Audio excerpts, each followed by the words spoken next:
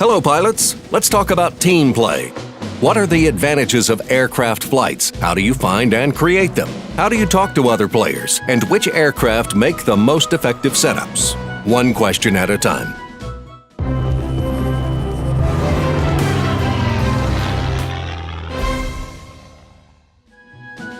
Nearly all World of Warplanes players notice aircraft with icons and numbers in the team lists on the battle loading screen. These icons mean the players belong to an aircraft flight, while numbers signify different flights within a team if there are several of them. An aircraft flight is a fighting unit. It consists of a flight leader and his wingmen. Different countries had various concepts for aircraft flight formations. For example, in Germany, aircraft flew in pairs and fours because this formation allowed them to make the most of their speed. In other countries, including Russia, aircraft formed up into the shape of a V, with the flight leader in front and wingmen behind and on either side. The number of aircraft in a flight matters little. What matters are the skills and abilities of its players. In a flight, they don't just add up, they multiply the effectiveness of the team. To succeed, the members of a flight must evaluate the main threats of the enemy team quickly and work together to eliminate them. A flight that is able to effectively work together can achieve much better results, that is, until it meets another strong flight. The players in a flight are able to better focus on a target, coordinate attacks from multiple angles, and destroy enemy aircraft faster while providing cover for teammates.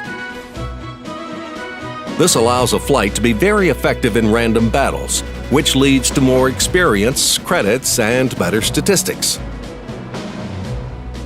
There are several ways to find players for a flight in World of Warplanes via the forum, in-game channels, and directly in battle. The most convenient is the game channel called Search for Flight or Clan. To create a flight, click the Assemble Flight button. Then invite one of your friends or search for a pilot you want in your flight.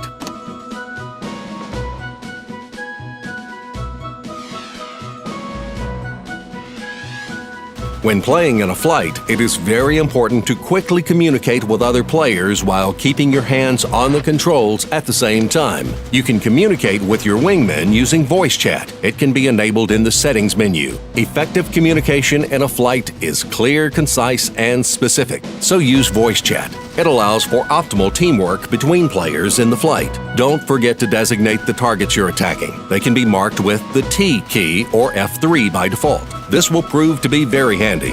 Aircraft used in flights can be all the same tier or can be of multiple tiers. Aircraft in the same tier are easier to play when you're in a flight, especially if they're high-energy fighters. A flight with multiple tiers comes in handy when a player seeks to master a combination of certain aircraft. Here, the balancer takes into account the highest tier aircraft in a flight when placing it in battle. Aircraft in different tiers have different ratios of maneuverability, speed, and firepower. High-tier aircraft tend to be faster and less maneuverable, so to make them suitable for playing, the maps these aircraft battle on are also enlarged. In addition, anti-aircraft guns are also more powerful. In short, each tier has a group of corresponding maps. If your flight is not at the top of the list, don't despair. You can still be very useful to the team if you stay alive, guarding the base and protecting it from the enemy attack aircraft. In World of Warplanes, aircraft are divided into groups based on their specifications and, as a result, their role in battle. High-tier battles feature both jet and piston-powered fighters, heavy fighters, and attack aircraft, which brings about a concept called optimum altitude, the best altitude for air combat.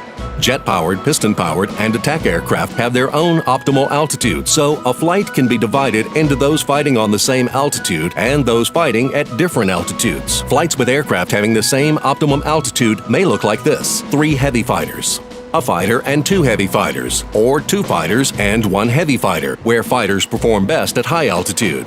3 fighters, where high-altitude ones, based on their specifications, stay lower than heavy fighters. Flights with different optimum altitudes may look like this: an attack aircraft and 2 fighters, 2 attack aircraft and 1 fighter, 2 attack aircraft and 1 heavy fighter, an attack aircraft and 2 heavy fighters, an attack aircraft, a fighter, and a heavy fighter, a fighter, and a heavy fighter.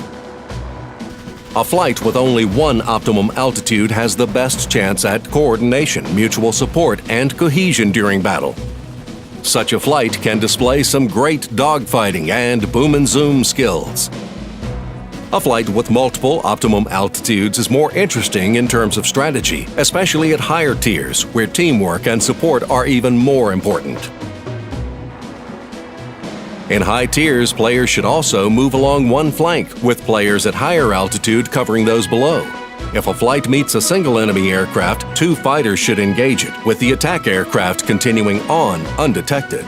If a flight meets 2 enemy planes, the fighters should designate a specific target and provide each other cover. If an enemy group outnumbers the flight, it would be best to avoid engagement. In the next issue of Flight School, we will discuss the use of proper tactics while in flight. That's it for now. Good luck in battle.